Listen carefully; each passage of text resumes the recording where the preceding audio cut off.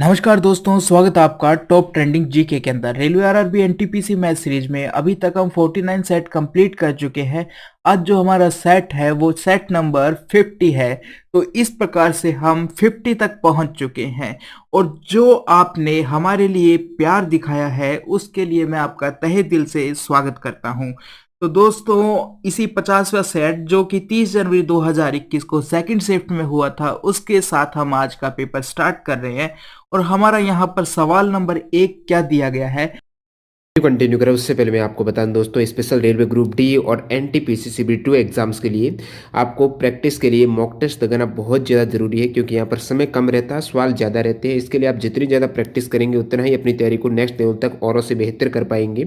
इसके लिए text book बेहतरीन प्लेटफॉर्म इसलिए क्योंकि एक तो यहाँ पर एग्जाम आधारित आपको मॉक टेस्ट मिलते हैं जो प्रीवियस ईयर क्वेश्चन पर आधारित रहते हैं, और जो आपके एग्जाम्स आते हैं उनमें काफ़ी ये फायदेमंद रहते हैं। इनमें आप देख सकते हो कौन से सब्जेक्ट से या फिर टॉपिक से आपके सवाल ज़्यादा गलत हो रहे हैं, उनको आप एनालिसिस करके वहाँ पर आ जाता है पूरा डाटा, और अपनी तैयारी को वो नेक्स्ट लेवल तक बूस्ट कर सकते हो। अभी यहाँ पर टेक्स्ट बुक पर ऑफर चल रहा है, यदि आप TTG के कूपन कोड यूज करते हो तो आपको एक्स्ट्रा 120 रुपये का डिस्काउंट मिलने वाला है। ये 1 साल का पास है, इसमें 400 प्लस एग्जाम, सारे एग्जाम्स के मॉक टेस्ट एक ही पास में अवेलेबल हो जाएंगे, जिसमें ग्रुप डी के हो गए, एनटीपीसी CB2 है, SSB के सारे एग्जाम्स के मॉक टेस्ट अवेलेबल है। तो ये आप टेक्स्ट बुक ऐप या फिर वेबसाइट पर इस कूपन कोड को यूज करते हुए इस डील को ग्रैब कर सकते हो, जिसकी लिंक आपको डिस्क्रिप्शन बॉक्स में मिल जाएगी। तो चलिए कंटिन्यू कर लेते हैं। अनीता 15% वार्षिक साधारण ब्याज की दर से 5,000 का ऋण लेती है और 1 वर्ष की समाप्ति पर उसे ब्याज के रूप में कितनी राशि का भुगतान करना होगा। देखो, राशि थी 5,000 जो कि उसने उधार ली थी। 5,000 का यदि आप 10% की बात करोगे तो कितना आएगा, पीछे से एक जीरो हटा दो तो ये 500 आ जाएगा। और यदि 5% की बात करें तो 10% का आधा कर दो, 250 हो जाएगा। अब हमें 1 साल का ब्याज कितना परसेंट पूछा गया, 15%। 1 साल का पूछा गया है तो 15% होगा। तो 10 और 5 को जोड़ोगे तो 15 हो जाएगा और यहाँ जोड़ोगे तो 750 हो जाएगा। यानी कि 1 साल का ब्याज 15% पर कितना हो जाएगा, 750 हो जाएगा। सवाल नंबर 8, 10,000 की एक धनराशि 15% वार्षिक साधारण ब्याज की दर पर 2 वर्ष के लिए उधार ली जाती है। 2 वर्ष बाद उसे चुकाने के लिए भुगतान की जाने वाली कुल राशि बतानी है। तो देखो, ब्याज लिया है 15% की दर पर लिया है और साधारण ब्याज पर लिया है उसने 10,000 की राशि को उधार। तो हम कह सकते हैं कि 1 साल का यदि 15% है, हर साल बराबर बराबर लगता है साधारण ब्याज पर ब्याज, यानी कि पहले साल 15% तो अगले साल भी 15% होगा, तीसरे साल भी 15%। हमें 2 साल का निकालना है तो 15% को आप 2 से मल्टीप्लाई कर दोगे तो टोटल जो ब्याज है वो 30% होगा। बस अब हमें क्या करना है कि 10,000 का 30% निकालना है। अब हमारा सवाल यह बन चुका है। तो आप जानते हो कि 10,000 है तो 10% कितना होगा, इसका 1,000 रुपए हो जाएगा। तो 30% कितना होगा, 1,000 को आप 3 से मल्टीप्लाई कर दो, 3,000 हो जाएगा। तो देखो, 1,000 रुपए तो हमारी राशि थी, 10,000 तो हमारी राशि थी और 3,000 रुपए उसने ब्याज के रूप में देना पड़ेगा। तो टोटल उसको वापस कितने देना पड़ेगा, 13,000 रुपए देना पड़ेगा। ऑप्शन नंबर हमारा यहाँ से 1 हो जाएगा। सवाल नंबर 10, यदि a की पावर 1/3 बराबर 6 दिया है तो इसका मान हमें बताना है। a² माइनस 36a का मान बताना है। तो सबसे पहले देखो, आप यहाँ से a का मान निकाल लीजिए। तो a बराबर कितना आ जाएगा, ये यदि a की पावर 1/3 बराबर 6 दे रखा है तो पावर यदि इस साइड जाएगी तो ये उल्टी हो जाएगी। यदि a की पावर 1/3 है तो इधर जाकर 6 की पावर 3 हो जाएगी, यानी कि पावर उल्टी हो जाती है।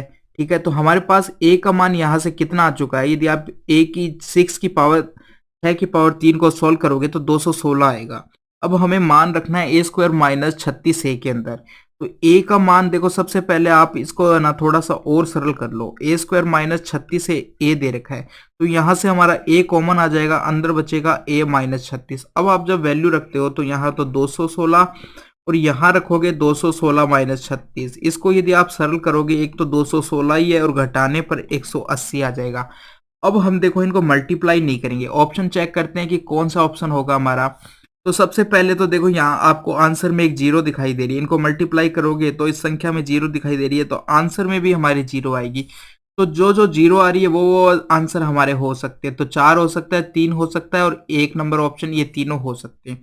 अब दूसरा देखो कि आप जब 6 को 8 से मल्टीप्लाई करोगे तो लास्ट में क्या आएगा, 8 आएगा। 8 आएगा, यानी कि ऑप्शन नंबर 1 हो सकता है जिसके लास्ट में 80 आ रहा है और ऑप्शन नंबर 3 हो सकता है। अब कौन सा चूज करेंगे, पहले में देखो माइनस दे रखी है, हमारे आंसर में कहीं पर भी माइनस नहीं आ रही है, तो ऑप्शन नंबर 1 नहीं होगा, ऑप्शन नंबर 3 होगा।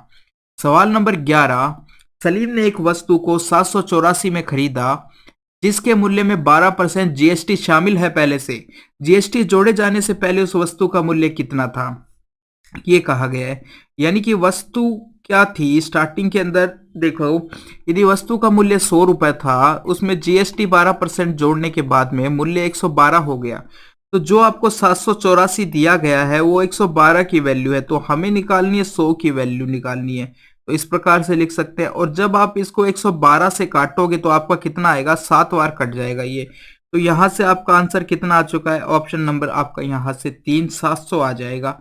सवाल नंबर 13, वह छोटी से छोटी संख्या ज्ञात कीजिए जिसे 6250 से मल्टीप्लाई करने पर एक पूर्ण घन बन जाता है। तो देखो 6250 के सबसे पहले आपको क्या करने पड़ेंगे, टुकड़े करने पड़ेंगे। तो मैं जानता हूं कि ये जो पीछे जीरो है, तो मैं इसको इस प्रकार से लिख सकता हूं 625 इंटू 10, जीरो को हम 10 के रूप में भी लिख सकते हैं। अब हमें पता है जो 625 है वो क्या होता है, 5 की पावर 4 होता है, यानी 25 इंटू 25 होता है, और 25 5 स्क्वायर होता है, तो इस प्रकार ये 5 की पावर 4 हो चुका है। अब ये 10 की बात करते हैं तो ये 2 इंटू 5 का मल्टीपल होता है, 2 इंटू 5 का मल्टीपल होता है, ये हम जानते हैं। तो अब यहां से आपके पास 5 की पावर देखो 5 आ चुकी है और एक 2 आ चुका है, अभाज्य रूप में हमने तोड़ लिया है इसको। अब देखो यदि ये क्यूब होता तो हर की पावर है जो, जैसे 5 की पावर हो गई, 2 की पावर हो गई, वो 3 की गुणज होनी चाहिए। अब देखो 5 की पावर 5 है, यानी 3 की गुणज नहीं है, तो इसको गुणज बनाना पड़ेगा। तो 5 की पावर को, 5 की पावर जो 5 है, तो अब इसमें कितना जोड़ा जाए पावर में कि वो 5 की गुणज हो जाए, तो हमें एक 5 से और मल्टीप्लाई करना पड़ेगा। और इसी प्रकार 2 की पावर 1 है, तो 3 का गुणज बनाने के लिए 2 की पावर 2 से मल्टीप्लाई करना पड़ेगा। अब कितना हो चुका है, देखो 5 की पावर 6 हो जाएगी, यदि ये दोनों जुड़ेगी तो पावर जुड़ जाएगी। इसी प्रकार बेस सेम है 2 और 2, तो यहां पर भी पावर जुड़ जाएगी। तो अब यहां से कितना आ चुका है, 5 की पावर 6 आ चुका है और 2 की पावर 3 आ चुका है। तो इनकी पावर है जो किसका गुणज बन चुकी है, किसका गुणज बन चुकी है, 3 का गुणज बन चुकी है। तो घन में 3 का गुणज होती है, ठीक है, 3 का गुणज होती है। तो अब ये एक है ना परफेक्ट क्यूब बन चुका है, परफेक्ट क्यूब बन चुका है। तो हमको इसके लिए किस से मल्टीप्लाई करना पड़ा, 5 से करना पड़ा और 2 की पावर 2, यानी कि 5 इंटू 4 यानी कि 20 से मल्टीप्लाई करना पड़ा। किस से मल्टीप्लाई करना पड़ा, अब इस 5 और ये जो 2 की पावर 2 है, इनको आपस में मल्टीप्लाई करके देखोगे तो 20 आएगा, ऑप्शन नंबर 4 हो जाएगा हमारा। सवाल नंबर 16, 4% चीनी युक्त 8 लीटर मिश्रण को उबाला और 2 लीटर पानी वाष्पित हो गया, तो शेष विलयन में चीनी का प्रतिशत ज्ञात करना है। सबसे पहले आप क्या करो, 8 लीटर आपको दिया गया है, तो हम इसको 8000 मिलीलीटर में चेंज कर लिया। मिलीलीटर में चेंज करने के लिए आप लीटर को 1000 से मल्टीप्लाई करोगे, इसलिए मैंने 8 को 1000 से मल्टीप्लाई किया और मिलीलीटर में चेंज कर लिया। अब क्या आप इसका 4% निकालोगे तो 1% 80 होता है, तो 4% कितना हो जाएगा, 320 हो जाएगा। एक यानी कि 1% 80 है, तो 4 को 80 से मल्टीप्लाई किया तो 320 कितना आ चुका है हमारा, 4% आ चुका है, यानी इतनी चीनी है इसके अंदर। अब देखो 2 लीटर मिश्रण वाष्पित हो चुका है, यानी 2000 ml मिश्रण क्या हुआ है इसमें से वाष्पित हो चुका है, बचा कितना है, 6000 ml मिश्रण बच चुका है। तो अब बताना है कि ये 6000 के अंदर 320 कितना परसेंट है, ये बताना है। तो 6000 मिश्रण है हमारा, इसका 320 बताना है 6000 का कितना है। तो 0 से 0 और 2 0 से ये 2 0 कट जाएगी, तो यहाँ थोड़ा सा और सरल करोगे तो 16 बटे कितना आ जाएगा, 3 आ जाएगा। अब यहाँ से ऑप्शन नंबर देखो 2 आ चुका है आपका, ऑप्शन नंबर 2 आ जाएगा हमारा इस प्रकार से। सवाल नंबर 18, एक घनाकार कक्ष के आंतरिक माप आपको दे रखा है। घनाकार एक कक्ष है, उसका आंतरिक माप आपको दे रखा है। हम मान लेते हैं इसको a मान लेते हैं, लंबाई को, चौड़ाई को b मान लेते हैं, ऊंचाई को c मान लेते हैं। ऊंचाई उसने कहा है कि 4 है ना जो इसमें ऊंचाई है, तो ऊंचाई को हमने c मान लिया। तो कमरे की छत सहित सभी चारों दीवारों पर पुताई करनी है, तो उसका खर्चा 5 रुपए मीटर स्क्वायर के हिसाब से कितना होगा, ये पूछा गया है। खर्च कितना होगा, कुल खर्च ये पूछा गया 5 प्रति मीटर स्क्वायर के हिसाब से। तो हमें पता है कि फर्श पर नहीं होगा, और फर्श क्या होता है, लंबाई इंटू चौड़ाई होता है, यानी कि a इंटू बी होता है फर्श। फर्श का क्षेत्रफल। ये हमें क्या है कि जो चारों दीवारों यानी कि एक घन का संपूर्ण पृष्ठीय क्षेत्रफल होता है, उसमें से इसको माइनस करना पड़ेगा हमको। तो घन का संपूर्ण पृष्ठीय क्षेत्रफल सबसे पहले तो क्या होता है, ये होता है 2 इंटू ए बी यानी लंबाई इंटू चौड़ाई, फिर बी इंटू सी, फिर सी इंटू ए, ये हो जाता है। तो अब हमें इसमें से कितना माइनस करना है, क्योंकि फर्श वाला क्षेत्रफल हमें घटाना पड़ेगा, क्योंकि फर्श पर पुताई नहीं होगी, तो ए बी हमने घटा दिया है इसमें से। ठीक है, अब जब आप मान रखोगे यहां पर, देखो मान रखोगे तो इसके अंदर भी 4 है, इसमें भी देखो 4 है और इसमें भी 4 है।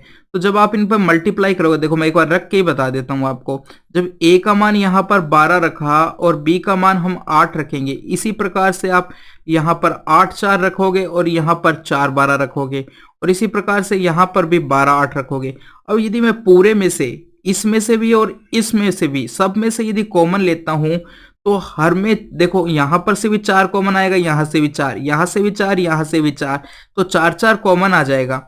पूरे में से देखो 4 4 दो बार कॉमन आ जाएगा। ठीक है, 4 और 4 दो बार पूरे में से कॉमन आ जाएगा। तो हमें पता है कि अब ये जो फाइनल आया है कॉमन, ये हमारा आंसर के अंदर भी रिफ्लेक्ट होगा, यानी 1 2 4 हमको आंसर के अंदर दिखाई देगा, यानी कि 16 दिखाई देगा। तो अब हम पूरे को सॉल्व नहीं करेंगे, सीधा देखेंगे कि कौन सी संख्या है जो कि वो 16 से डिविजिबल है। ये देखेंगे 16 से भाग जाती है, कौन सी संख्या में 16 का भाग जाता है। तो जब आप पहली संख्या को देखते हो तो 16 का भाग जाता है, इसके अंदर पहली संख्या के अंदर आराम से भाग जाएगा। 16 8 है, 16 8 है 128 होता है, तो यहां से आ जाएगा 80 आ जाएगा, यानी पहली संख्या में तो भाग जाता है, तो हमारा पहला ऑप्शन हो सकता है। जब आप दूसरी संख्या को चेक करोगे तो देखो एक तरीका और है, यानी कि पीछे वाली यदि जीरो को हम काटें, कि पीछे वाली जीरो का मतलब है 10 और 10 में एक 2 होता है, और बाकी संख्या में आप 8 से भाग दे के देख सकते हो कि हमको देखो 16 का भाग देना था, तो 16 को हम 8 इंटू 2 में भी तोड़ सकते हैं। अब देखो जीरो है ना, उसको हम 10 काउंट करते हैं तो 10 होता है जो 2 और 5 का मल्टीपल होता है, यानी कि यहां से 1 2 से तो 2 कट जाएगा। ठीक है, बाकी बचा हमारे पास 8। अब 108 में आप 8 का भाग दे के देख लो कि आ रहा है क्या, पूरा पूरा भाग जा रहा है या नहीं जा रहा। तो इसमें भी नहीं जाएगा, इसमें भाग दोगे इसमें भी नहीं जाएगा, और इसमें दोगे तो इसमें भी नहीं जाएगा। तो हमारा आंसर नंबर 1 आ जाएगा। यहां से आपको पूरा सॉल्व करने की जरूरत नहीं है। सवाल नंबर 22, दो रेलगाड़ियां ए और बी नामक स्टेशनों से चलना शुरू करती है और एक दूसरे की ओर 60 किलोमीटर प्रति घंटा और 70 किलोमीटर प्रति घंटा की चाल से चलती है। उनके मिलने के समय दूसरी रेलगाड़ी पहली रेलगाड़ी से 100 किलोमीटर अधिक दूरी तय करती है। तो ए और बी के बीच की दूरी बतानी है आपको। ठीक है, तो हमें क्या है कि ये देखो, ये मान लिया कि पहली रेलगाड़ी कितनी डी डिस्टेंस चलती है 60 किलोमीटर प्रति घंटे की स्पीड से मिलने से पहले, यानी कि एक ट्रेन इधर से आ रही है, दूसरी ट्रेन इधर से आ रही है, और दोनों आपस में एक जगह पर मिलती है। और कहा गया है कि जो दूसरी 70 किलोमीटर प्रति घंटे वाली ट्रेन है वो मिलने से पहले यानी मिलने तक ये 100 किलोमीटर अधिक चलती है। तो हम कह सकते हैं कि यदि पहली ट्रेन जो 60 किलोमीटर प्रति घंटे की चाल से चली है वो डी दूरी तय करती है, तो जो दूसरी ट्रेन है वो कितनी 100 दूरी उससे ज्यादा, यानी डी प्लस 100 दूरी तय की है 70 किलोमीटर प्रति घंटे की चाल से चलने वाली ट्रेन ने। यानी कि जो ये 100 किलोमीटर की दूरी अधिक तय की है वो किस वजह से, जो इनके बीच में चाल का अंतर आया है, जो 10 चाल का अंतर आया है उस वजह से तय की है। तो हम कह देंगे कि ये 100 किलोमीटर की जो दूरी है वो 10 किलोमीटर प्रति घंटे की चाल से तय की गई है, इसलिए ये 100 अधिक आया है। तो यहां से हम क्या समय निकाल सकते हैं कि दूसरी वाली ट्रेन को कितना समय लगा, दूसरी वाली ट्रेन को, तो 100 बटे क्या समय बराबर क्या होता है दूरी बटे चाल, तो 100 बटे 10 करोगे तो हमारा 10 घंटे आ चुका है। यानी कि जो दूसरी ट्रेन चली है वो कितने घंटे चली है, 10 घंटे चली है। ठीक है, 10 घंटे चली है। तो पहली वाली ट्रेन भी 10 घंटे चली होगी, क्योंकि दोनों ट्रेन एक साथ ही शुरू हुई थी और दोनों एक जगह जाके मिल गई, यानी कि वो सेम टाइम तक यानी सेम समय तक चली है वो, यानी पहली ट्रेन भी 10 घंटे चली है, दूसरी ट्रेन भी 10 घंटे चली है। पहली ट्रेन 60 किलोमीटर प्रति घंटे की चाल से 10 घंटे में कितना दूरी तय कर लेगी, 600 दूरी तय कर लेगी। दूसरी ट्रेन 70 किलोमीटर प्रति घंटे की चाल से 10 घंटे में कितनी कर लेगी, 700 दूरी तय कर लेगी। दोनों को जोड़ोगी तो टोटल दूरी कितनी आ जाएगी, 1300 किलोमीटर आ जाएगी। ऑप्शन नंबर आपका यहां से 4 आ जाएगा। सवाल नंबर 23, एक समबाहु त्रिभुज का परिमाप आपको दिया है। समबाहु त्रिभुज में तीनों भुजाएं बराबर होती है, तो एक भुजा की लंबाई निकालने के लिए आप इसको 3 से भाग दे दो, 12√3 आ जाएगी एक भुजा की लंबाई। अब देखो ये आ चुकी है, तो हमें अब क्या पूछा गया है, ऊंचाई पूछा गया है। तो समबाहु त्रिभुज की ऊंचाई देखो निकाल भी सकते हो और आपको याद भी होनी चाहिए। इस प्रकार से देखो, यदि तीनों भुजाएं बराबर है, यदि मैं सामने से यदि ये इसको लंब डालता हूं या आधा करता हूं, तो समबाहु त्रिभुज के अंदर ये आधी हो जाएगी। ठीक है, तो ये a/2 होगी और ये भी a/2 होगी, और ये a थी, ये भी a थी। क्योंकि तीनों भुजाएं बराबर थी, तो मैंने यदि इसको सामने से लंब डाला तो वो सामने वाली भुजाओं को आधा आधा करेगा। क्यों? क्योंकि ये भुजा और ये भुजा बराबर है। तो हमें पता चल चुका ये a/2 है और ये a है। तो इससे हम अब पाइथागोरस प्रमेय निकाल लगाकर यहाँ से हम ये ऊंचाई निकाल सकते हैं। तो ऊंचाई कितनी हो जाएगी यदि आप यहाँ से निकालते हो, और वैसे आपको याद होनी चाहिए √3/2a, ये इसकी ऊंचाई होती है, ये होती है ऊंचाई होती है। आप पाइथागोरस प्रमेय लगाओगे तो भी ये आ जाएगा। तो ये ऊंचाई होती है। अब हमारे पास देखो भुजा का मान ये है, यानी कि ये मान तो है a का, भुजा का मान आ चुका है। और ऊंचाई क्या होती है हमारी, ऊंचाई होती है √3/2a होती है। अब मान रख दो आप 3/2, a का मान रखोगे तो 12√3 आ जाएगा। 2 से इसको काटोगे तो 6 बार आ जाएगा, और ये √3 मिलकर 3 बन जाएगा। तो 6 × 3 बराबर कितना आ जाएगा, 18 आ जाएगा। ऑप्शन नंबर आपका 3 हो जाएगा। सवाल नंबर 25 में क्या दिया गया है, 4 अंकों की वह बड़ी से बड़ी संख्या ज्ञात करनी है जो 66 से डिविजिबल है। अब देखो हम क्या करेंगे, ये जो 66 है इसके अंदर 11 भी होगा, 6 भी होगा। 6 का मतलब इसके अंदर 2 होगा, 3 होगा। तो हम इनसे चारों ऑप्शन को डिवाइड करके देखते हैं कि कौन सा हमारा आंसर आएगा। तो सबसे पहले देखो आप 11 से चेक करो। 11 का रूल क्या होता है कि सबसे पहले अब आप करेंगे क्या, हम कि सबसे पहले सबसे बड़ी संख्या को चेक करें। क्यों, क्या कह रहा है वो, 4 अंकों की वह बड़ी से बड़ी संख्या कौन सी है जो 66 से डिवाइड होती है। तो ऑप्शन में आप सबसे पहले बड़ी संख्या चेक करो। तो सबसे बड़ी संख्या ऑप्शन नंबर 4 के अंदर है हमारे पास। तो ये 11 से भाग चला जाएगा, यहाँ 9 बार जाएगा, फिर 0 और फिर 6, इस प्रकार चला जाएगा इसके अंदर। तो ये हमारा ऑप्शन हो जाएगा। देखो यहाँ से अब बाकी हम 2 से भी जाएगा, ये आप चेक कर सकते हो कि 11 से तो जा ही रहा है। बाकी ऑप्शन यदि आप चेक करोगे तो इनमें से कोई भी 11 से डिविजिबल नहीं है। बाकी आप चेक कर सकते हो कि ये 2 से जा रहा है, कि लास्ट अक्षर है जो इसका सम है, इसलिए 2 से डिविजिबिलिटी का रूल होता है कि लास्ट में 2, यानी कि कोई भी सम संख्या आनी चाहिए लास्ट के अंदर। तो यहाँ पर ये 2 से डिविजिबल होगा। और 3 का और चेक कर लो कि सभी अंकों को जोड़ो और वो 3 से डिवाइड होना चाहिए। 9 और 9 18, 18 और 12 जोड़ोगे तो 30 आएगा, जो कि 3 से डिविजिबल है। तो इसलिए हमारा ऑप्शन नंबर 4 हो जाएगा। सबसे पहले हमने ये ऑप्शन क्यों चेक किया, क्योंकि सबसे पहले हमें क्या करनी है, सबसे बड़ी संख्या पूछी गई है। तो हम सबसे पहले सबसे बड़ा ऑप्शन चेक करेंगे, उसके बाद उससे छोटे ऑप्शन पे जाएंगे। तो हमारा जो पहले वाला चेक किया था वही हमारा ऑप्शन मिल गया, हमको आगे चेक करने की जरूरत नहीं है। सवाल नंबर 26 के अंदर बात करो तो साइन इनवर्स 1/√2 का मान बताना है हमको, कितना आएगा। तो आप क्या कीजिए, डायरेक्ट मान निकालने से बढ़िया है, सबसे अच्छा तरीका है जिसके अंदर कंफ्यूजन सबसे कम होगा, आप इसको x मान लो। अब जब इधर इनवर्स है तो साइन उधर जाएगा तो साइन x बन जाएगा। 1/√2 साइन यदि उधर जाएगा तो साइन x बन जाएगा। अब हमें पता है कि 1/√2 साइन के अंदर किसका मान होता है। तो हमारे पास कितना मान आ जाएगा, 1/√2 किसका मान होता है, हमें पता है साइन 45। तो 1/√2 की जगह मैंने साइन 45 रख दिया, इधर साइन x है। तो यहां से यदि हम कंपेयर करें कि x की वैल्यू कितनी आ जाएगी, 45 आ जाएगी। x की वैल्यू कितनी आ जाएगी, 45 आ जाएगी। तो हमारे पास कोण कितना आ चुका है, 45 डिग्री आ चुका है। अब हमें ऑप्शन जो दिए गए हैं वो रेडियन में दिए गए हैं, तो आप इसको क्या करोगे, π/180 से मल्टीप्लाई कर दोगे इस प्रकार से। अब हम करते हैं, इसको काटेंगे तो ये कितनी बार जाएगा, 4 बार जाएगा। तो π/4 आ चुका है। ऑप्शन नंबर आपका 2 हो जाएगा।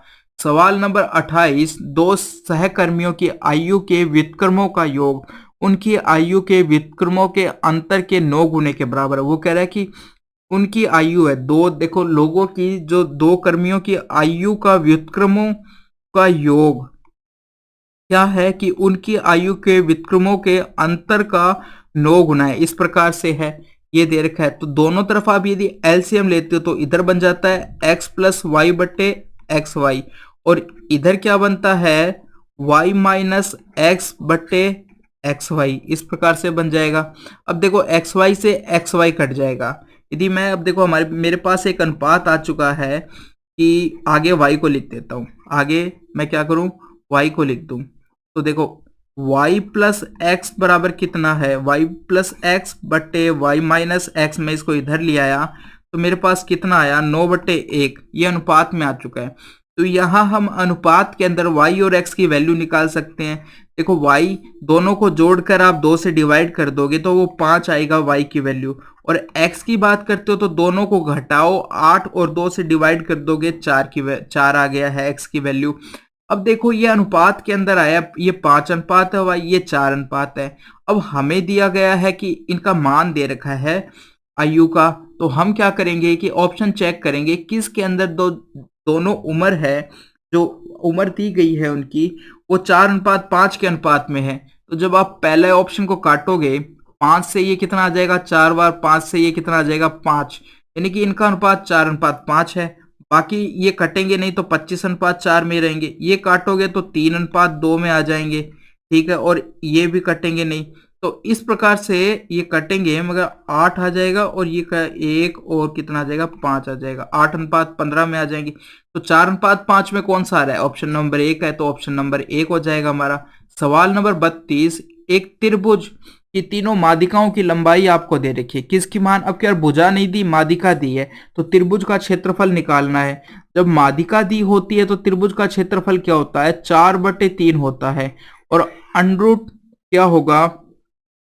क्या होगा एस एम, फिर कहेंगे एस एम माइनस, यदि पहली ये क्या है M1 मादिका है, ठीक है, ये M2 हो गई और ये M3 हो गई, इस प्रकार से कहें तो पहली M1 इस प्रकार से, और SM माइनस M2 और SM माइनस M3, इस प्रकार से कह दो आप, ये हो जाएगा पूरे का पूरा इसका फॉर्मूला, ठीक है। अब हमें क्या करना है, इनका मान रखना है 4/3। सबसे पहले SM का मान और निकाल लीजिए आप।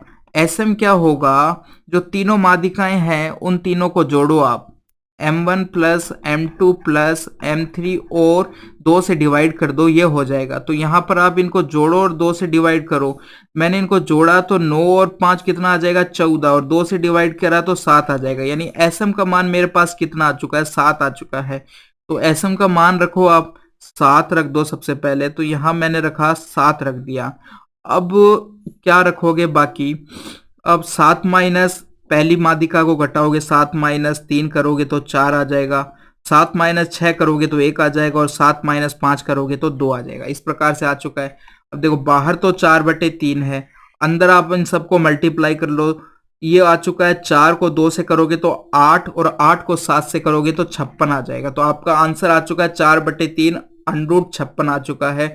ये हो चुका है आपका ऑप्शन नंबर 3 हो चुका है। और यदि वो और ज्यादा सरल करने का कहता तो हमारे पास देखो यहाँ से क्या है कि इसको यदि हम तोड़ते तो 4 है ना, जो इसके अंदर 4 छुपा हुआ है, तो 4 बाहर आ सकता है, यानी कि बाहर हो जाएगा 8/3, और अंदर कितना बच जाएगा, अंदर 14 बच जाएगा। इस प्रकार से भी आपको ऑप्शन दिया हुआ मिल सकता था, ठीक है। आगे बढ़ते हैं, सवाल नंबर 36, एक बैग में 3000 रुपए हैं, जिसमें से 50 के भी नोट हैं, 100 के भी नोट है और 10 रुपए के भी नोट हैं। अब वो कह रहा है 100, 50 और 10 के नोट क्रमशः किस अनुपात में, 5, 8 और 10 के अनुपात में, ठीक है। तो बैग में 50 रुपए मूल्य के नोटों को बताना है कितने हैं। तो ये तो क्या है, आपको किसका अनुपात दिया गया है, नोटों का अनुपात दिया गया है। हम क्या करते हैं, इसको है ना पैसों के अनुपात में चेंज कर लेते हैं कि 100 रुपए के नोट से कुल कितने पैसे हैं, इस प्रकार से इनका अनुपात इस अनुपात में चेंज कर लेते हैं, हम पैसों के अनुपात में चेंज कर लेते हैं। तो क्या करोगे आप, जो आपको नोटों का अनुपात दिया गया है 8:10 दे रखा है, आप ये कीजिए कि देखो 100 के कितने, 100 के यदि 5 से मल्टीप्लाई करेंगे तो कितना हो जाएगा, ये 500 हो जाएगा।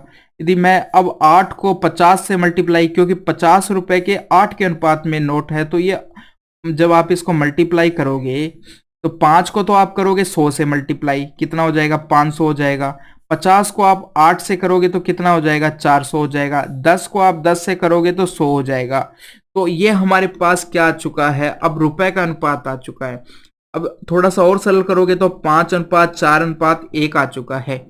इस प्रकार से आ चुका है कि 100 रुपए के नोट वाले कुल पैसे 5 के अनुपात में, 50 रुपए के नोट वाले कुल पैसे 4 के अनुपात में है, और 10 रुपए के नोट वाले पैसे कुल इतने के अनुपात में।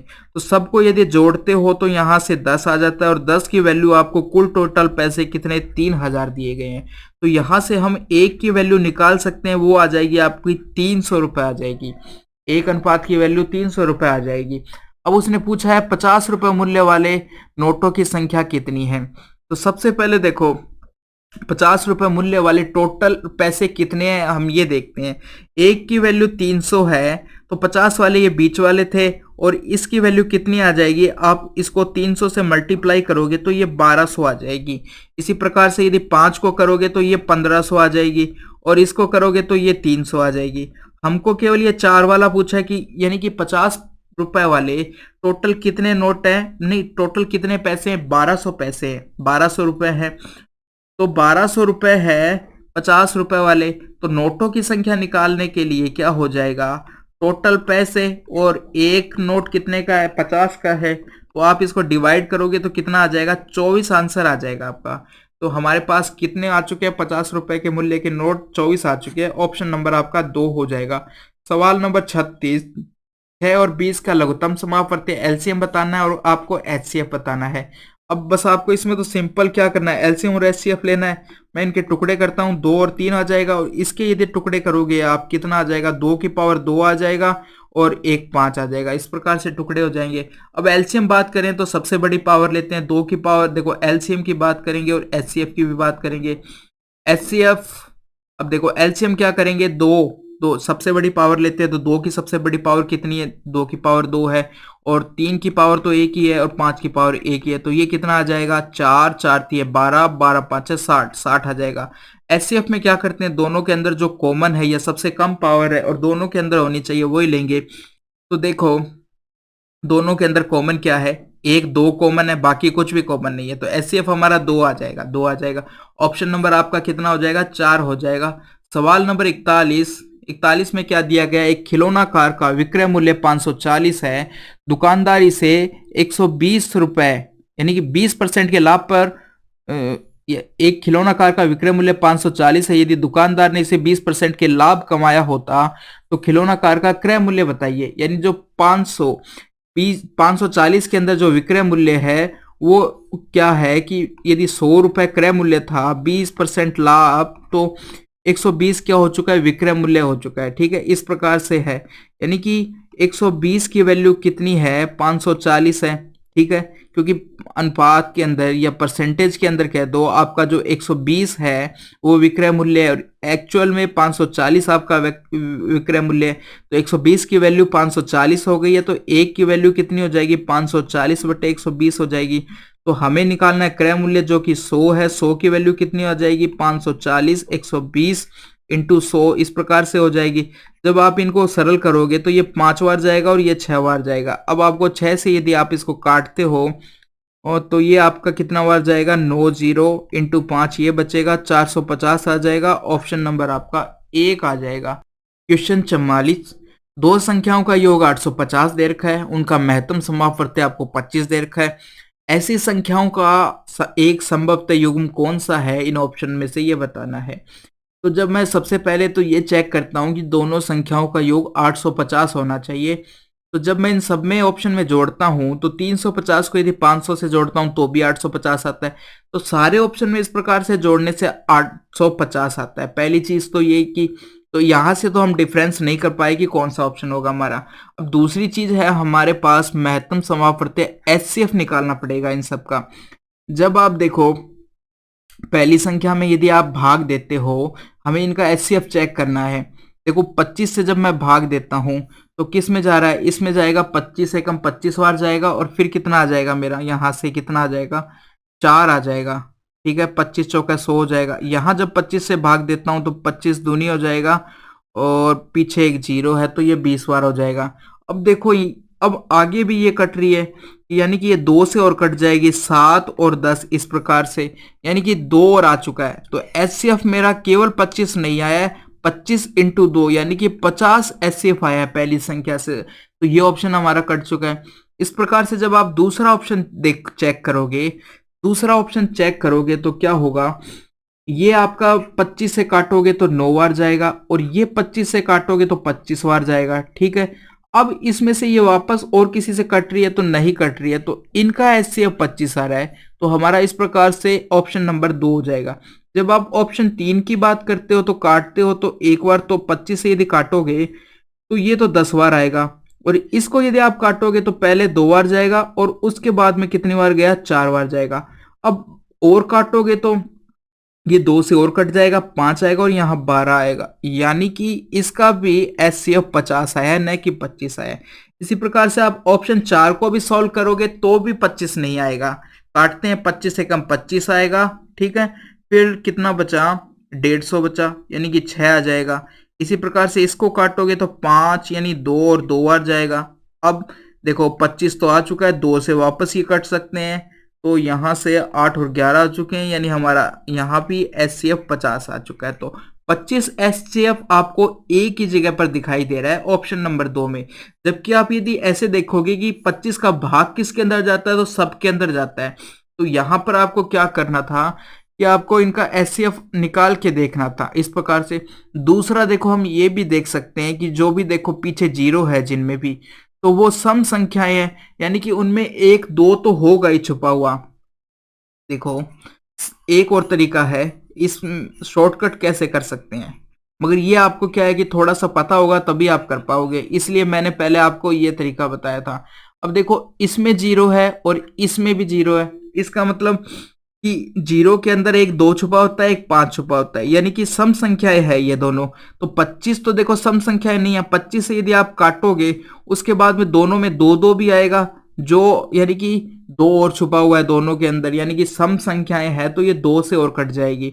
इसी प्रकार से इनको भी काटोगे तो इस प्रकार इसमें भी छुपा हुआ है, और इसी प्रकार इनमें भी 1 2 2 छुपा हुआ है। ठीक है, तो वो 2 से और कट जाएगी। अब ये देखो क्या है कि इनमें क्या है, विषम है लास्ट में 2, इसलिए इन दोनों ऑप्शन में छुपा हुआ नहीं है, इसलिए ये ऑप्शन हमारा इसका केवल एचसीएफ 25 ही आया है। तो आप यहाँ ऐसे डायरेक्ट भी चेक कर सकते थे, इस प्रकार से भी चेक कर सकते थे कि 0 के अंदर क्या क्या छुपा होता है, एक 2 छुपा होता है, एक 5 छुपा होता है, यानी कि पीछे दोनों संख्याओं में 0 आ रहा है, यानी कि दोनों संख्याओं में 2 और 2 आ रहा है, तो ये 2 और 2 भी तो कॉमन आएगा। इस प्रकार से ये आप इन तीनों के अंदर तो 2 2 कॉमन आ रहा है, केवल 25 कॉमन नहीं आएगा, 25 भी कॉमन आएगा और 2 भी साथ में कॉमन आएगा।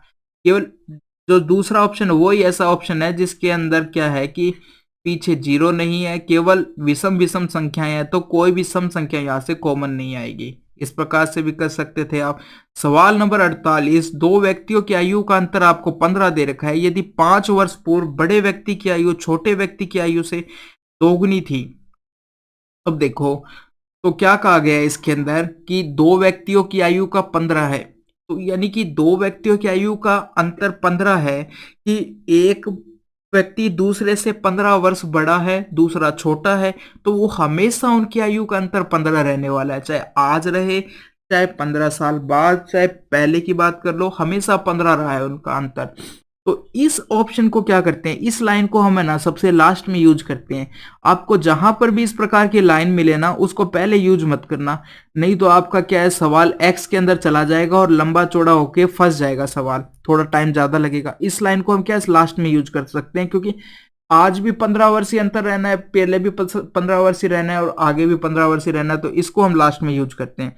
अब आगे चलो आप, 5 वर्ष पूर्व बड़े व्यक्ति की आयु छोटे व्यक्ति की आयु से दुगनी थी, तो 5 वर्ष पूर्व की बात कर रहे हैं, 5 वर्ष पूर्व की बात कर रहे हैं कि जो बड़ा व्यक्ति था उसकी आयु छोटे व्यक्ति की आयु से दुगनी थी, यानी कि छोटे की 1 है तो बड़े की 2 हो जाएगी, ये हो चुकी है, इस प्रकार से हो चुकी है। तो उनकी वर्तमान आयु बतानी है। अब देखो हमें पता है कि बड़े की 2 है, छोटे की 1 है, इनका अंतर कितना है, अनुपात के अंदर 1 है और एक्चुअल में कितना है अंतर, 15 है अंतर, 15 है अंतर। तो यानी कि 15 है, तो एक की वैल्यू आपके पास 15 आ चुकी है, यानी कि ये छोटा वाला 5 साल पहले 15 था और बड़ा वाला 30 था। ठीक है, बड़े वाले की आयु 5 साल पहले कितनी थी? 30 थी। तो अब हमें 5 वर्ष बाद यानी वर्तमान में बतानी है, तो 5 जोड़ना पड़ेगा। 30 में यदि आप 5 जोड़ते हो तो कितना हो जाता है? 35 हो जाता है।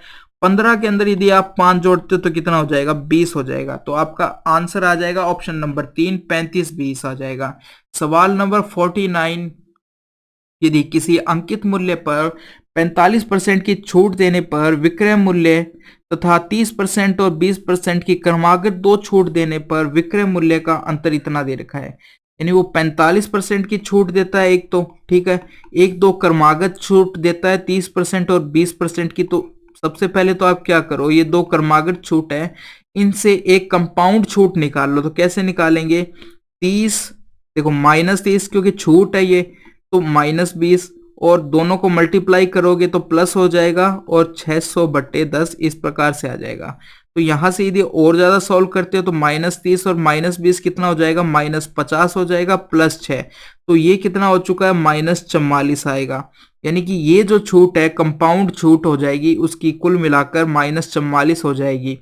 तो अब हमें पता चल चुका है कि वो कह रहा है कि जो पहले छूट यानी कि दो क्रमागत विक्रय मूल्य छूटों के बाद जो विक्रय मूल्य का अंतर है वो कितना आ चुका है? 84 आ चुका है। ठीक है, 84 आ चुका है। तो यदि छूट 45 थी तो विक्रय मूल्य कितना हो जाएगा? अंकित मूल्य यदि 100 मानते हैं हम, छूट 45 की है, तो विक्रय मूल्य कितना हो जाएगा? 55 हो जाएगा, 55% हो जाएगा। और इसी प्रकार से यहाँ पर यदि 100 तो अंकित मूल्य था और 44 की छूट है, तो विक्रय मूल्य यहां से कितना हो जाएगा? ये हो जाएगा 56 हो जाएगा आपका। अब देखो विक्रय मूल्य का अंतर दिया गया है, यानी कि 56 माइनस 55 करोगे तो 1% आ गया, और 1% का वैल्यू कितनी दे रखी है आपको? 84 दे रखा है कि, यानी कि विक्रय मूल्य का अंतर आपको 84 दे रखा है, 1% की वैल्यू 84 हो गई। तो 100% अंकित मूल्य, तो अंकित मूल्य की वैल्यू कितनी हो जाएगी? 84 और 00 8400 हो जाएगी। ऑप्शन नंबर हमारा 4 हो जाएगा। क्वेश्चन नंबर 54, चार क्रमागत अभाज्य संख्याओं में से अंतिम तीन का गुणनफल आपको इतना दे रखा है, पहली तीन संख्याओं का गुणनफल इतना दे रखा है। इन अभाज्य संख्याओं में से सबसे बड़ी अभाज्य संख्या बतानी है। तो अभाज्य संख्याएं वो संख्याएं होती है जिनमें या तो स्वयं का भाग जाता है या एक का भाग जाता है, इसके अलावा और किसी संख्याओं का भाग नहीं जाता है। तो मैंने मान लिया कि चार क्रमागत अभाज्य संख्याएं ABCD है। तो पहली तीन संख्याओं का गुणनफल आपको कितना दे रखा है, यानी ABC का गुणनफल आपको ये 4199 दे रखा है, और अंतिम तीन BCD का गुणनफल आपको 7429 दे रखा है। अब देखो कि हमसे पूछा क्या गया है, सबसे बड़ी अभाज्य संख्या पूछा गया है। तो सबसे बड़ी देखो, अब एक तरीका तो ये है कि मैं ना इन दोनों संख्याओं को काटूं, जिससे भी ये कटती है। तो देखो BC से BC कट जाएगा, तो ऊपर जो कटेगा, आप यदि काटोगे इनको तो इस प्रकार से ऊपर तो A की वैल्यू बच जाएगी और नीचे D की वैल्यू बच जाएगी। मगर ये थोड़ा मुश्किल है क्योंकि अभाज्य संख्याओं से कटेगी ये, और अभाज्य संख्याओं से कटेगी ये, तो हम जल्दी से पता नहीं कर सकते कि ये किस से कटेगा। तो हम ऑप्शन का सहारा लेंगे। हमसे पूछा गया सबसे बड़ी संख्या, अब सबसे बड़ी संख्या किसके अंदर होगी? अंतिम तीन संख्याओं के अंदर होगी, यानी इस BCD वाला है जो मान, इसके अंदर होगी अंतिम तीसरी संख्या। ठीक है, अंतिम तीन संख्या है तो सबसे बड़ी संख्या है जो इसी के अंदर छुपी हुई होगी। अब देखो आंसर में भी आपको क्या दिया होगा, आपसे सबसे बड़ी संख्या पूछा है, तो आंसर में भी आपको सबसे बड़ी संख्या ही दी होगी। जो भी मान हमारा आंसर होगा वो छुपी हुई है इनमें, जिस भी ऑप्शन में है वो सबसे बड़ी हुई संख्या दी होगी। तो अब क्या है कि इसके अंदर भी सबसे बड़ी संख्या है, ऑप्शन में भी सबसे बड़ी संख्या है। तो आप जब ऑप्शन से, चारों ऑप्शन से इसको भाग दोगे तो क्या होगा? चारों ऑप्शन से जब आप इसको भाग दोगे, जिस ऑप्शन से ये पूरा पूरा भाग चला जाए वही ऑप्शन हमारा आंसर होगा, वही हमारी सबसे बड़ी संख्या होगी। अब आपको ऑप्शन दे रखा है 37, 13, 23, 29। अब देखो 37 का पाड़ा क्या है कि हर किसी को याद नहीं होता है, तो हम क्या करेंगे, सबसे छोटे पाड़े से चलिए आप, वो थोड़ा आसान पड़ेगा। पहले 13 से भाग देंगे, फिर 23 से भाग देंगे, फिर 29 से देंगे, फिर 37 से देंगे। तो आप जब 13 से भाग दोगे तो भाग नहीं जाएगा, 23 से जाएगा। मैं 23 से आपको भाग देके दिखा देता हूं एक बार। 23 ये होता है 69 होता है, 5 आएगा, 52 बचेगा, दूनी जाएगा 46 जाएगा, इसके बाद में 6 बच जाएगा 69। अब 23 का पड़ा, फिर 3 बार जाएगा, पूरा पूरा भाग जा चुका है, तो हमारा ऑप्शन नंबर यहाँ से क्या हो जाएगा, 3 हो जाएगा। सवाल नंबर 56, सवाल नंबर 56 में क्या दिया गया है, 552 सेंटीमीटर लंबाई और 100 सेंटीमीटर चौड़ाई वाले एक आयताकार क्षेत्र में 10 सेंटीमीटर और 8 सेंटीमीटर चौड़ी टाइल्स लगानी है। तो टाइल की संख्या पूछी गई है, कितनी लगेगी, तो संख्या कितनी हो जाएगी, पूरे क्षेत्र का क्षेत्रफल कितना आ जाएगा, 352 इंटू 100 हो जाएगा, बटे एक टाइल का क्षेत्रफल कितना हो जाएगा, 100 इंटू 8 हो जाएगा। ठीक है, इस प्रकार से अब आप सरल करोगे, ये 10 बार कट जाएगा, 8 से जब आप इसको भाग दोगे, 8 चौक 32, 8 चौक 32, 440 टाइल्स आ जाएगी। ऑप्शन नंबर आपका 4 हो जाएगा। सवाल नंबर 57, अब देखो x का मान आपको ये दिया है, यदि देखो x का मान ये है तो 1/x का मान क्या होगा। देखो हमसे इसका मान पूछा है तो मुझे पता है कि कुछ इसी प्रकार होगा कि x और 1/x इस प्रकार से कुछ संख्याएं होगी। तो x का मान आपको ये दे रखा है, तो अब यदि इसका स्क्वायर करो 49 आता है और इसका स्क्वायर करोगे तो 4 चौक 16, 48 आ जाता है। जब भी इनका स्क्वायर करने पर और घटाने पर यदि 1 आता है तो हम कह सकते हैं यदि x का मान 7 प्लस √3 है तो 1/x इसका एक कॉन्जुगेट होगा। कॉन्जुगेट का मतलब यानी कि यहाँ माइनस आ जाएगा और कुछ नहीं होगा चेंज। ऐसा तभी होगा जब इनका स्क्वायर करने पर घटाने पर 1 आए, तभी होगा x। यदि x का मान ये है तो 1/x इसका एक कॉन्जुगेट होगा। तो अब यदि आप x प्लस 1/x निकालते हो, दोनों को जोड़ते हो तो कितना आ जाएगा, 14 आ जाएगा। इन दोनों के जोड़ोगे तो 14 आ जाएगा, ये 4√3 कट जाएगा आपस में और 14 आ जाएगा। ठीक है, अब हमारे पास x प्लस 1/x का मान आ चुका है। हम जानते हैं कि यदि आपका देखो x प्लस 1/x बराबर k होता है तो x square plus 1/x square बराबर क्या हो जाएगा, x प्लस 1/x स्क्वायर बराबर k स्क्वायर माइनस 2 हो जाएगा। k स्क्वायर माइनस 2 ये होता है। इसी प्रकार से देखो यहाँ पावर 1 थी, यहाँ पावर उसकी क्या हो चुकी है, डबल हो चुकी है, दुगनी हो चुकी है पावर। यदि यहाँ पर अंडरूट होता तो यहाँ पर पावर क्या होती, केवल सिंगल रह जाती। ठीक है, इस प्रकार से रह जाती, यानी कि x प्लस √x बराबर यदि k होता तो x प्लस 1/x बराबर क्या होता, k स्क्वायर माइनस 2 हो जाता। अब आपको किसका मान दिया गया, इसका मान दिया गया और हमसे अंडरूट वाला पूछा है, यानी आपको जो ये 14 वैल्यू किसके बराबर आ जाएगी, k स्क्वायर माइनस 2 के बराबर है। तो यहां से हम क्या करेंगे, k स्क्वायर माइनस 2 बराबर 14 दे रखा है आपको, तो k स्क्वायर कितने के बराबर आ जाएगा, 16 के बराबर आ जाएगा और k की वैल्यू आप क्या निकाल लोगे, यहां से 4 आ जाएगी। तो ये देखो √x प्लस 1/√x बराबर k था और k की वैल्यू कितनी आ चुकी है, 4 आ चुकी है, यानी इसका मान कितना आ गया, 4 आ गया। ऑप्शन नंबर आपका 3 हो जाएगा। सवाल नंबर 58, एक ऐसा पाइथागोरस त्रिक लिखें जिसका सबसे छोटा सदस्य 8 है। तो सबसे छोटा सदस्य यदि 8 है तो 8, 15, 17 का एक ट्रिपलेट बनता है, जो कि ऑप्शन नंबर आपका 3 है। अब इनको करके भी देख सकते हो कि 8 का स्क्वायर करो प्लस 15 का स्क्वायर करो बराबर 17 के स्क्वायर के बराबर आ जाएगा। इस प्रकार से आप करके भी देख सकते हो। सवाल नंबर 60, दो संख्याएं इस प्रकार दी है कि छोटी संख्या में 5 जोड़ने पर बड़ी संख्या प्राप्त होती है। तो छोटी संख्या में दो संख्या इस प्रकार दी है, छोटी संख्या में 5 जोड़ने पर बड़ी संख्या प्राप्त होती है। यदि दोनों संख्याओं का योग 19 है तो संख्या का गुणनफल ज्ञात कीजिए।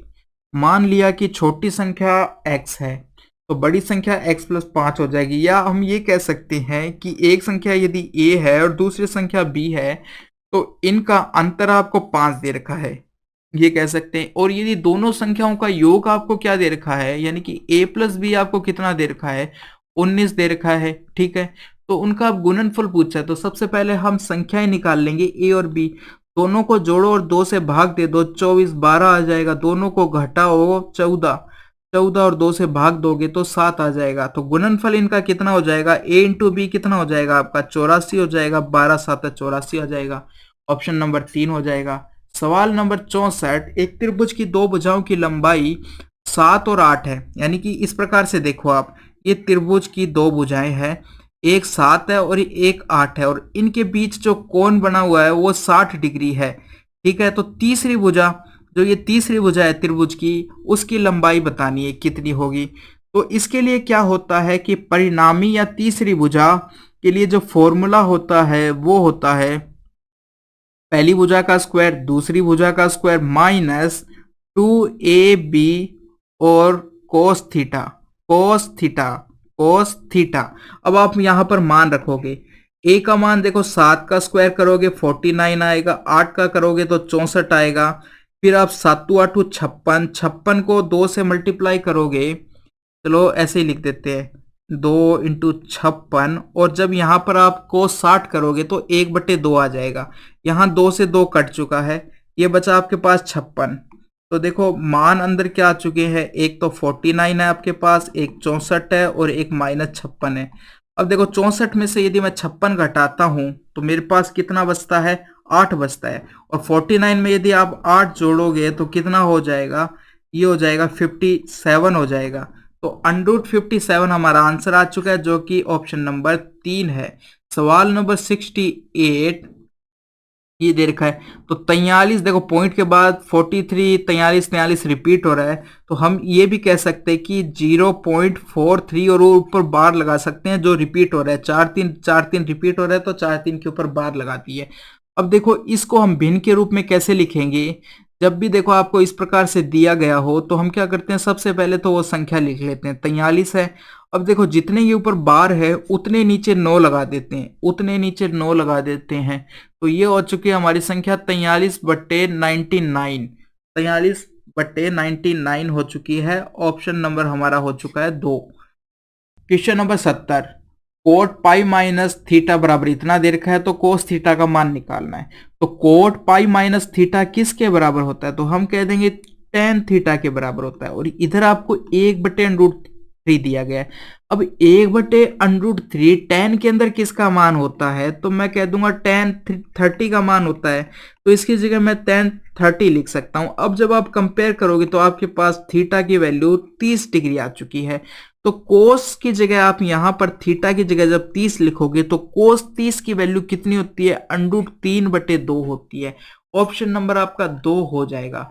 सवाल नंबर 73, एक व्यक्ति ने 28 किलोमीटर की दूरी 8 घंटे में तय की है। उसने यात्रा का कुछ भाग 2 किलोमीटर प्रति घंटे की चाल से पैदल चलकर तथा 6 किलोमीटर बाकी बचा हुआ भाग 6 किलोमीटर प्रति घंटे की चाल से साइकिल द्वारा पूरा किया है। तो पैदल चलकर तय की गई दूरी बतानी है आपको, यानी कि एक दूरी जो कि 28 किलोमीटर की है उसने इसको 8 घंटे के अंदर तय किया है। एक चीज तो ये, फिर वो कह रहा है कि कुछ दूरी तो उसने 2 किलोमीटर प्रति घंटे की चाल से तय की और बाकी बची हुई दूरी 6 किलोमीटर प्रति घंटे की चाल से तय की है। तो हमें बताना है कि ये पूरी दूरी, यानी हमें बताना है कि ये 2 किलोमीटर प्रति घंटे की चाल से जो दूरी तय की गई है उसका मान बताना है। तो देखो यदि मैं ऐसा मान लूं कि इधर भी देखो 2 है और इस जो 6 है तो 2 तो उसमें भी है, तो मैं ऐसे मान लूं कि यदि वो पूरी दूरी 2 किलोमीटर प्रति घंटे की चाल से करता तो कितनी दूरी चलता, तो पूरी यदि मैं 2 किलोमीटर प्रति घंटे की चाल से चलता तो वो 8 घंटे के अंदर, 8 घंटे लगे हैं उसको, तो 8 घंटे के अंदर केवल वो 16 किलोमीटर दूरी ही चल पाता। ठीक है, कितनी दूरी चल पाता, 16 किलोमीटर दूरी चल पाता। और टोटल दूरी कितनी चली है, 28, इतनी ज्यादा चली है, 12 किलोमीटर दूरी उसने अधिक चली है, 12 किलोमीटर अधिक चली है। तो ये 12 किलोमीटर किस वजह से चली है, जो दूसरे टाइम 4 किलोमीटर अधिक था, जो 4 किलोमीटर चाल उसकी अधिक थी उस वजह से चला है। तो हम देखो दूसरे के अंदर जो समय लग रहा है, यहां पर जो समय लग रहा है शेष दूरी में वो निकाल सकते हैं कि हमारा 12 किलोमीटर 4 किलोमीटर प्रति घंटे की चाल से चलता है तो 3 घंटे लगता है, यानी कि यहां उसको कितना समय लगा है, 3 घंटे का समय लगा है। हम ये कह सकते हैं 3 घंटे का समय लगा है। तो बाकी जो दूरी बची है, बाकी जो दूरी बची है वहां पर उसको 5 घंटे लगे होंगे, क्योंकि टोटल टाइम उसने कितना लिया, 8 घंटे, तो 3 घंटे यहां लिया है तो 5 घंटे यहां लिया होगा। तो 2 किलोमीटर की स्पीड से वो 5, देखो दूरी आ जाएगी अब आपकी क्या आ जाएगी, चाल इंटू समय होता है, चाल इंटू समय होता है, चाल आपकी कितनी है 2 किलोमीटर प्रति घंटा है और समय आपको 5 घंटे लगे हैं, तो दूरी आपकी 10 किलोमीटर आ जाएगी। यहाँ से ऑप्शन नंबर आपका 4 हो जाएगा। इस प्रकार से करना है यह सवाल। 78 क्वेश्चन नंबर 78, 3 कारों की चालों का अनुपात आपको इसमें दे रखा है। अब वो कह रहा है कि उनमें से प्रत्येक द्वारा समान दूरी तय की गई, तो समय का अनुपात बताना है। जब यदि दूरी समान है तो जो चाल का अनुपात है, तो हमें यदि समय का अनुपात निकालना है तो हम चाल का अनुपात क्या करेंगे, उल्टा कर देंगे। समय का अनुपात निकालने के लिए चाल के अनुपात को हम क्या करेंगे, उल्टा कर देंगे। तो जो हमारे पास समय का अनुपात आया है, क्योंकि दूरी उसने समान चली है, तो समय का अनुपात क्या करो, उल्टा कर दो। 1/5, 1/6 और 1/10, ये हो चुका है हमारे पास समय का अनुपात। अब ये क्या है कि कुछ देखने में अच्छा नहीं लग रहा है, भिन्न के रूप में है, तो हम क्या करेंगे, इसको क्या करेंगे, एलसीएम ले लो। अब आप एलसीएम लोगे तो कितना आएगा, देखो 10 के अंदर 5 छुपा हुआ है और 3 से और 30 एलसीएम आ गया। अब 5 का 30 में भाग दोगे तो 6 बार जाएगा, ये 5 बार जाएगा और इसका भाग दोगे तो 3 बार जाएगा। यानी कि अनुपात आ चुका है 6:5:3, ये आ चुका है। उनके समय का अनुपात क्या आ चुका है, 6:5:3 आ चुका है। ठीक है, ये आ चुका है। अब ये आप देखो कौन से ऑप्शन में दिया गया है, ऑप्शन 1 के अंदर नहीं है, 2 के अंदर भी नहीं है, 3 में भी आपको देखने को नहीं मिलेगा। 2 में क्या है, 6, 5 और 10 दे रखा है, जबकि हमारा 3 आ रहा है। चौथे में 10, 5। अब देखो उसने क्या किया है, थोड़ा सा सवाल को क्या है, आंसर को भी घुमा दिया है। इसने क्या किया, पूरे सवाल को, पूरे आंसर को 2 से मल्टीप्लाई कर दिया है। तो आप देखो जो ऑप्शन है, जो ऑप्शन 3 है, उसको आप जब और थोड़ा सा सरल करोगे तो यहां से कितना आ जाएगा, 2 से इसको भाग दोगे तो 6 आ जाएगा, इसको काटोगे तो 5 आ जाएगा, इसको करोगे तो 3 आ जाएगा। 6:5:3 आ चुका है। या फिर आप इस पूरे आंसर को यदि 2 से मल्टीप्लाई कर देते तो भी आपका 12, 10, 6 आ जाता। तो इन दोनों तरीके से कर सकते हो। तो आपको इस सवाल में आंसर में थोड़ा सा ध्यान देना पड़ेगा कि हमारा आंसर कोई सा भी नहीं आ रहा है, तो फिर यानी कि कुछ ना कुछ लोचा है। अब क्या कर दिया फिर, इसका मतलब पेपर वाले ने, पेपर बनाने वाले ने क्या किया कि जो आंसर है, आंसर आया, जो अनुपात आया, उसको 2 से और मल्टीप्लाई कर दिया है। तो ये आपको लास्ट में थोड़ा सा चेक करना पड़ेगा। सवाल नंबर 86 की बात करते हैं। तो नीचे दिए गए पाई चार्ट में एक शहर में विभिन्न पेशेवरों की संख्या के बंटन को प्रदर्शित किया गया है। निम्नलिखित पाई आरेख का अध्ययन करें और दिए गए प्रश्न का उत्तर दें। यदि किसी शहर की कुल जनसंख्या ये इतनी भी है, कितनी है, 3 और 2, 2.5 लाख है, यानी 2.5 लाख है, तो शहर के अभियंताओं की संख्या लगभग कितनी होगी। तो अभियंताओं का कोण कितना है, 65 डिग्री का है, और पूरा कोण कितना होता है, 360 डिग्री का होता है।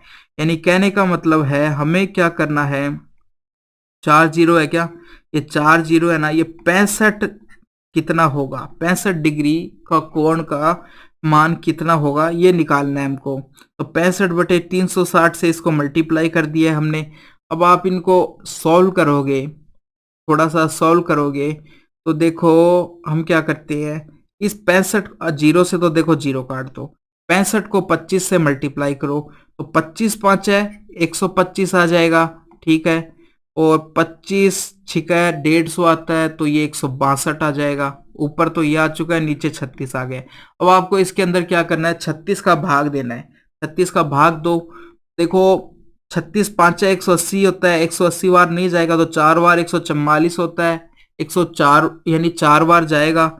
अब देखो इसमें 4 बार 144 जाएगा, बचेगा कितना, यहाँ 8 बच जाएगा, 5 यहाँ 185 बच जाएगा, 4 बार चला गया। अब कितनी बार जाएगा, 5 बार 180 होता है, 180 चला जाएगा, यानी लगभग इतनी बार चला गया। और पीछे कितनी जीरो थी, 3 जीरो थी, यहाँ पर भी लगानी है और यहाँ पर भी लगानी है। तो ये आ चुका है आपका, किस सवाल के अंदर आपको आंसर मिल रहा है, ऑप्शन नंबर 3 हो चुका है, लगभग के अंदर, क्योंकि लगभग के अंदर आया है ये, क्योंकि यहाँ पर 5 बच चुका है अभी भी। ठीक है, इस प्रकार से निकाल लोगे। अब इस सवाल में क्या पूछा गया है, शिक्षकों की तुलना में लिपिकों की संख्या कितनी गुना है। तो देखो लिपिक कितने हैं, 70 डिग्री का कोण है, और शिक्षकों की बात करें तो 80 डिग्री का कोण है। ठीक है, यदि मैं इनको अनुपात में देखूं तो ये 70x और इस प्रकार से हो जाएगा, काटोगे तो इस प्रकार से हो जाएगा, अब उसने कहा है कि शिक्षकों की तुलना में लिपिकों की संख्या कितनी गुना है। ठीक है, अब मैं क्या करूं कि जो मेरे देखो ये क्या थे 70, ये तो थे शिक्षक, शिक्षक शिक्षकों की तुलना में लिपिक, तो ये तो है मेरे लिपिक। ठीक है, और 80 कहाँ गया, ये है मेरे शिक्षक। अब शिक्षकों की तुलना में कहा गया है, यदि देखो मैं शिक्षक को केवल x बनाऊं, यदि मैं 8 को इधर ले जाऊं, 7/8 हो जाएगा, और यहां बचेगा आपके पास ये क्या कर दिया मैंने, देखो इस प्रकार से होगा 7/8 x, और यहां बचेगा x। तो लिपिक शिक्षक के कितना गुना है, 7/8 गुना है, 7/8 गुना है। अब 7/8 का मान कितना होता है, कि देखो 1/8 का मान होता है पॉइंट, पॉइंट कितना होता है 125 होता है, पॉइंट 125 होता है। तो 7 का कितना हो जाएगा, 7 को जब आप इससे मल्टीप्लाई करोगे तो 7×5 है 35 का 5 आ जाएगा, 3 आई हासिल, 7 दूनी 14, 14 और 3 17, 1 आई हासिल, 7 और 1 8, 0.875 हो जाएगा। यानी कि 0.875 है, यदि शिक्षक x है तो ये लिपिक शिक्षकों के इतना गुना है। तो देखो इसमें से आंसर अब मेरा कौन सा आ रहा है, मेरा आंसर आ रहा है इसमें से चौथा आंसर आ रहा है, लिपिक शिक्षकों की तुलना में लिपिकों की संख्या कितनी है। तो ऑप्शन नंबर आपका 4 आएगा, न कि ऑप्शन 2 आएगा। तो ये हमारा ऑप्शन नंबर कितना हो चुका है, यहाँ से 4 हो चुका है। सवाल नंबर 88 में क्या दिया गया है, नीचे दिए गए ग्राफ में विभिन्न कक्षाओं में लड़कों और लड़कियों के परीक्षा परिणाम को प्रदर्शित किया गया है। निम्नलिखित ग्राफ का अध्ययन करें और उसके बाद प्रश्न का उत्तर दें। तो जो ये देखो बॉयज, जो नीला वाला है वो बॉयज को दिखा रहा है, और जो ये ऑरेंज वाला है वो गर्ल्स को दिखा रहा है। तो गर्ल बॉयज का रेशियो, ये गर्ल बॉयज की क्या चीज दिखा रहे हैं, ये उनके रिजल्ट को दिखा रहे हैं। ठीक है, ये रिजल्ट परसेंटेज, यानी कि बॉयज का 80% रिजल्ट आया है, और जो गर्ल्स का है वो 60% रिजल्ट आया है 5वीं क्लास के अंदर। छठी क्लास के अंदर बात करें तो बॉयज का 80% आया है और गर्ल्स का 70%, इसी प्रकार आगे भी। तो किस कक्षा में लड़कों के प्रदर्शन और लड़कियों के प्रदर्शन का अनुपात 3:2 है। तो जब अब आप यहाँ पर इनको काट के देख लो, 80 और 60 को यदि काटोगे तो ये 20 से कितनी बार जाएगा, 4:3 आएगा यहाँ पर। यदि यहाँ पर आप सॉल्व करोगे इनको तो ये 8:7 ही आ जाएगा, और यदि यहाँ पर काटोगे तो कितना आ जाएगा, 2:3 आ जाएगा, 2:3 आएगा। अब देखो यहाँ काटोगे तो 3:2 आएगा। तो हमें पूछा क्या गया था, लड़के और लड़कियां, तो लड़के और लड़कियां का अनुपात कहाँ पर 3:2 आ रहा है, तो ये 8वीं क्लास के अंदर आ रहा है। तो ऑप्शन नंबर आपका यहाँ से एक हो जाएगा, एक हो जाएगा। सवाल नंबर 89 के अंदर क्या पूछा गया है, दी गई सभी कक्षाओं में लड़के और लड़कियों के कुल प्राप्तांकों के औसत का अंतर क्या है। यानी कि आपको क्या करना है, सभी लड़कों का कुल प्राप्तांक, फिर लड़कियों का कुल प्राप्तांक, उनको घटाना है और फिर उनका औसत लेना है और वो बताना है कि कितना है। तो हम ये भी तो कर सकते हैं कि सबका पहले औसत, पहले यानी कि अंतर ले लेते हैं। ठीक है, फिर सबका पहले अंतर ले लेते हैं, फिर उनको जोड़ देते हैं और फिर उनका औसत ले लेंगे। तो बात तो बराबर ही है, या तो आप सबको पहले जोड़ो लड़कों को और लड़कियों को और फिर घटाओ, या फिर मैं सबको पहले घटा लेता हूं और फिर जोड़ दो, तो बात तो एक है। तो मैं क्या करूंगा, इन सबको पहले घटा लेता हूं, सब यानी हर कक्षा का अलग अलग घटा लेता हूं। अब जहां पर यदि हम क्या कर रहे हैं, लड़के में से लड़की को घटा रहे हैं, यदि उल्टा हो गया, यदि लड़की ज्यादा हो गया तो वहां हम माइनस लेंगे।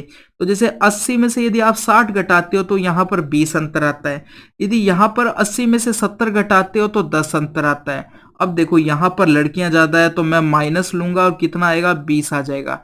यदि यहाँ देखो तो फिर लड़के ज्यादा है तो कितना आएगा, 30 आएगा। यहाँ पर लड़कियां ज्यादा है तो माइनस आएगा, 10 आ जाएगा। और यहाँ पर जो अंतर है कितना आएगा, 10 का आएगा। तो मेरे पास जो अंतर आए हैं अब उनको क्या करना है, मेरे को जोड़ना है। तो 20 + 10 - 20 + 30 प्लस -10 आएगा, +10 आएगा, ये आ चुका है। इन सबको आपको क्या करना है, नंबर ऑफ कितना है औसत निकालने के लिए 6 से डिवाइड कर देना है। तो 20 से तो देखो 20 कट जाएगा, 10 से 10 कट जाएगा, तो ऊपर बचा 40 और नीचे 6 बचा। और सरल करोगे तो 20/3 आ जाएगा।